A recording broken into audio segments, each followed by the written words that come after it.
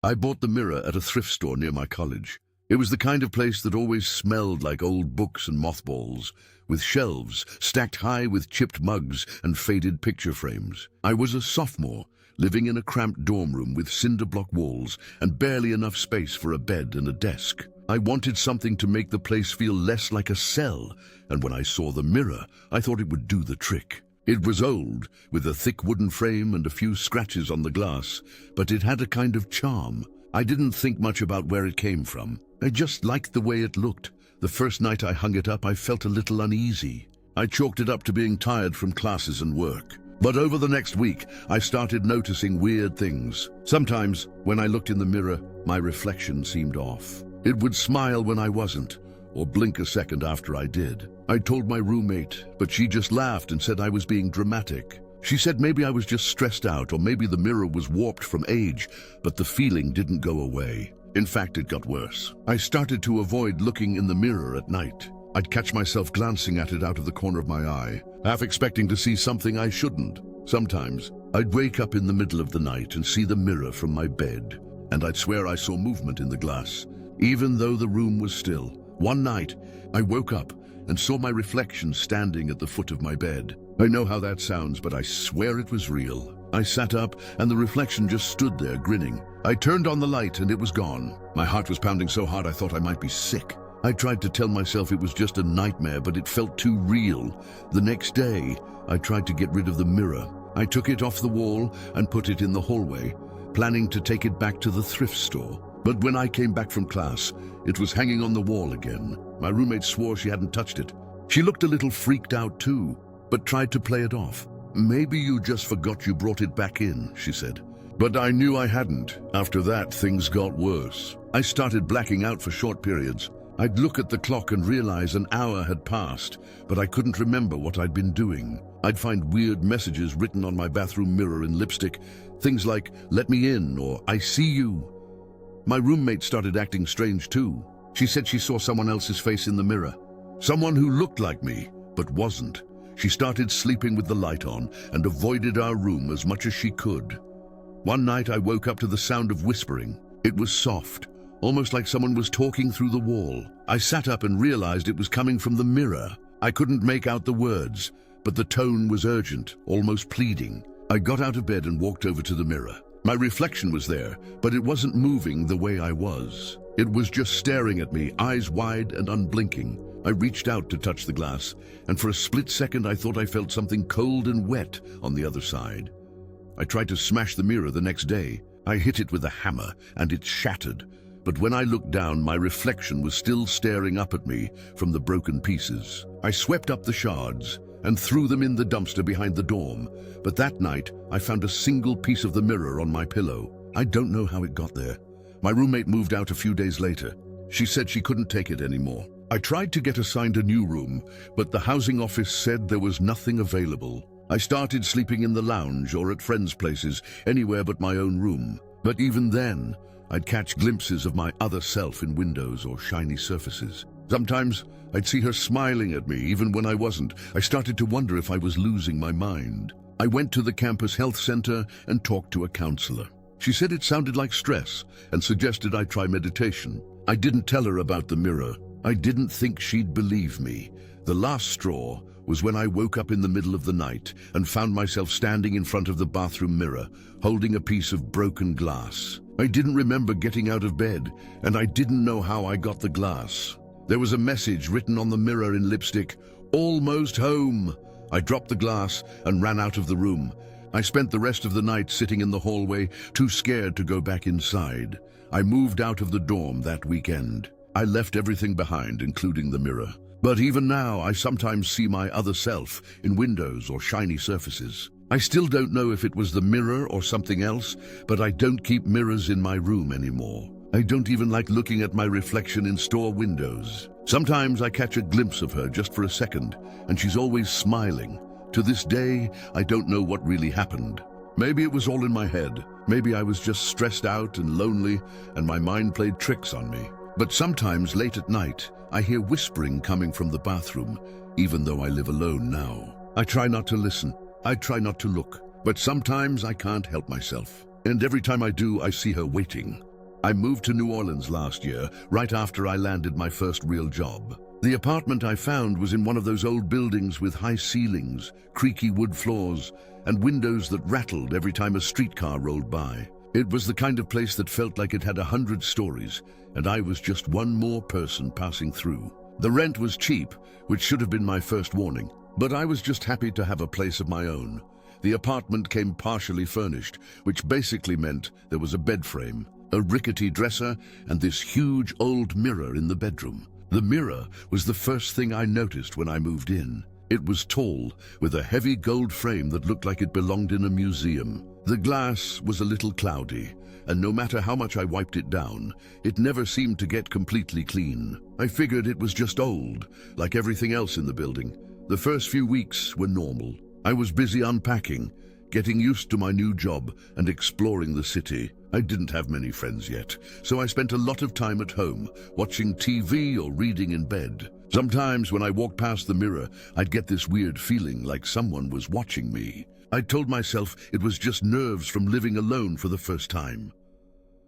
One night, there was a thunderstorm. The wind was howling, and the rain was coming down in sheets. I was up late, half watching a movie on my laptop, half listening to the storm. I got up to close the window and caught a glimpse of myself in the mirror. For a split second, I thought my reflection was a little off, like it moved a half second after I did. I laughed it off, blaming the flickering lights from the storm, but after that, things started to get strange. I'd wake up in the middle of the night and find myself standing in front of the mirror, staring at it. I never remembered getting out of bed. Sometimes I'd see a shadow move behind me in the glass, but when I turned around, nothing was there. I started keeping the bedroom light on at night, but it didn't help. The feeling of being watched just got worse. One morning I noticed bruises on my arms. They looked like fingerprints, but I live alone. I tried to brush it off, thinking maybe I bumped into something while sleepwalking. But the bruises kept showing up, and I started losing time. I'd look at the clock and realize hours had passed. But I couldn't remember what I'd been doing.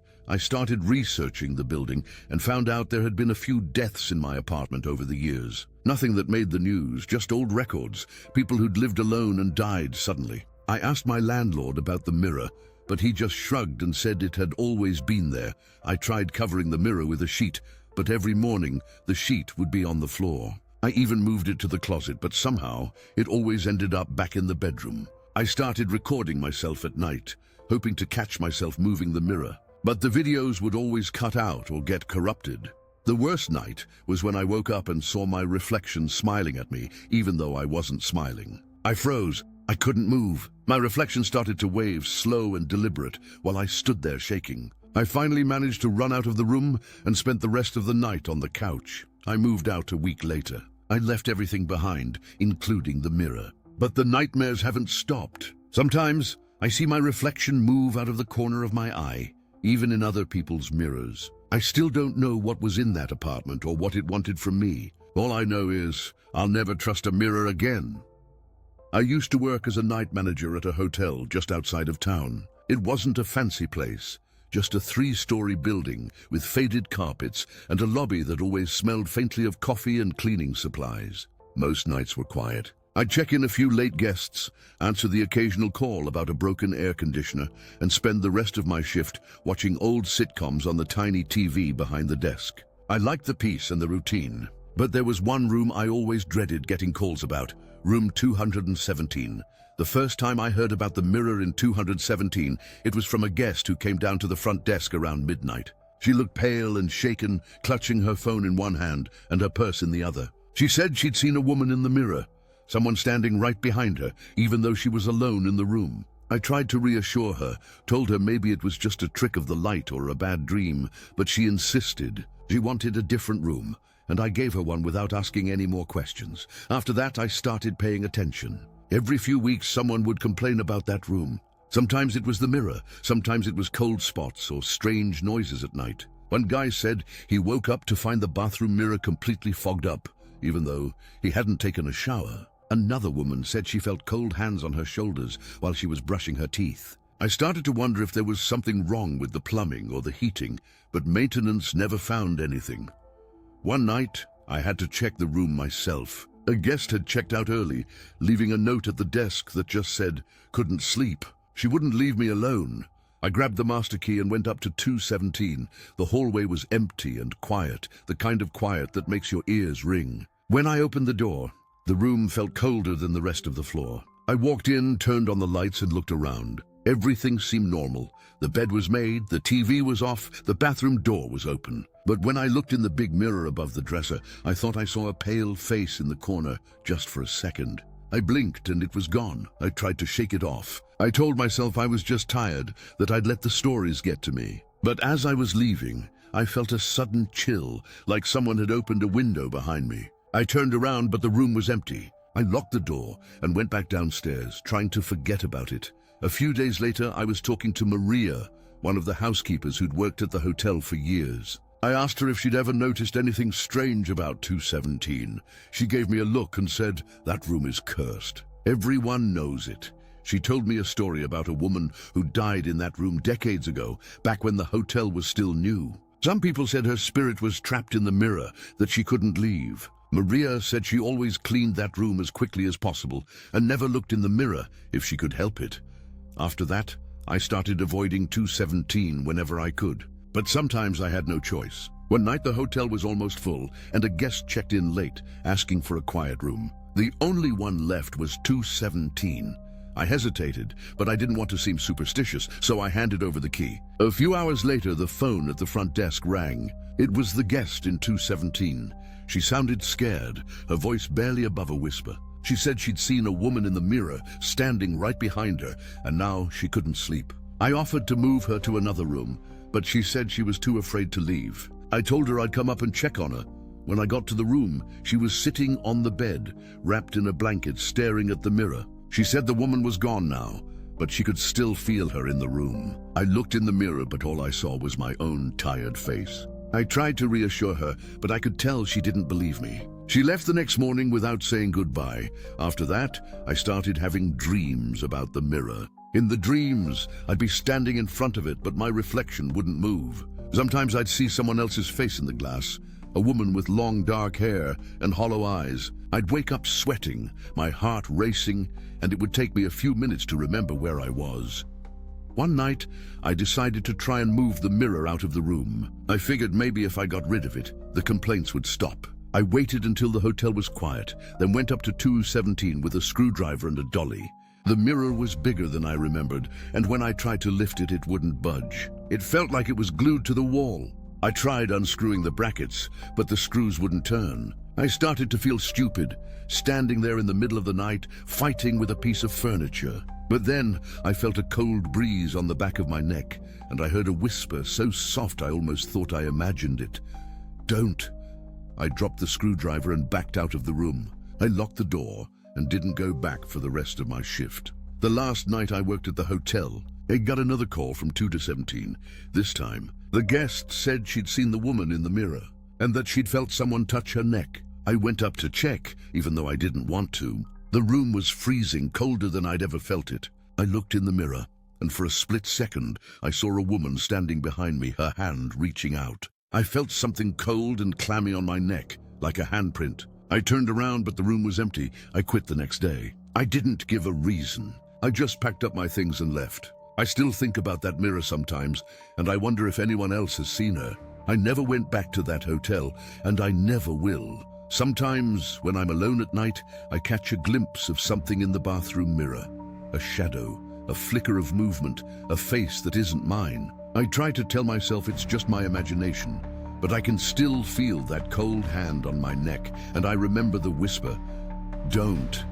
To this day, I don't know what's really in that mirror. Maybe it's just a story, something guests tell each other to pass the time. Or maybe there really is something trapped in the glass, waiting for someone to notice her. All I know is I'll never look in a hotel mirror the same way again.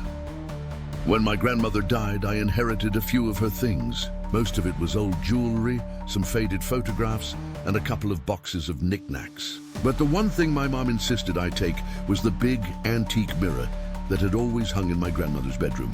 I never liked that mirror. Even as a kid, I'd avoid looking at it when I visited her house. It was tall, with a heavy carved wooden frame, and the glass was always a little cloudy, like it was holding on to secrets. My grandmother always kept it covered with a sheet, and if I ever asked why, she'd just say, "Some things are better left unseen." After the funeral, my mom helped me load the mirror into my car. She said it was valuable, maybe even an antique, and that I should take care of it. I didn't have the heart to tell her I didn't want it. I was living in a small apartment at the time, and the only place I could put it was in my bedroom, leaning against the wall across from my bed. I left the sheet on for a few days, telling myself I'd get around to hanging it up eventually. The first night I slept with the mirror in my room, I had a dream about my grandmother. In the dream, she was sitting on the edge of my bed, whispering my name. I woke up in the middle of the night, heart pounding, and for a second I thought I saw her reflection in the mirror, even though the sheet was still covering it. I told myself it was just my imagination, that I was still grieving, and tried to go back to sleep, but the dreams kept coming. Every night, I dream about my grandmother, and every time, she'd be sitting on my bed, whispering my name. Sometimes she looked sad, sometimes angry. Sometimes she'd just stare at me, her eyes wide and unblinking. I started waking up feeling exhausted, like I hadn't slept at all. After a week, I decided to take the sheet off the mirror. I thought maybe if I stopped treating it like something to be afraid of, the dreams would stop.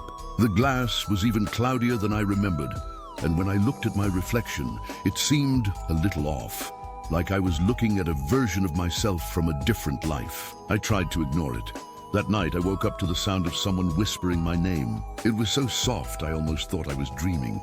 But when I opened my eyes, I was wide awake. The room was dark, but I could see the outline of the mirror across from my bed.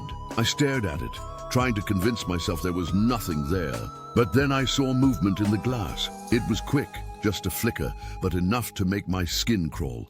I started keeping the lights on at night. I told myself it was silly, that I was too old to be afraid of the dark, but I couldn't shake the feeling that something was wrong with that mirror. I started noticing little things. Sometimes, when I walked past, I'd see a shadow move behind me even though I was alone. Other times, I'd catch a glimpse of my grandmother's face in the glass, just for a second, before it disappeared.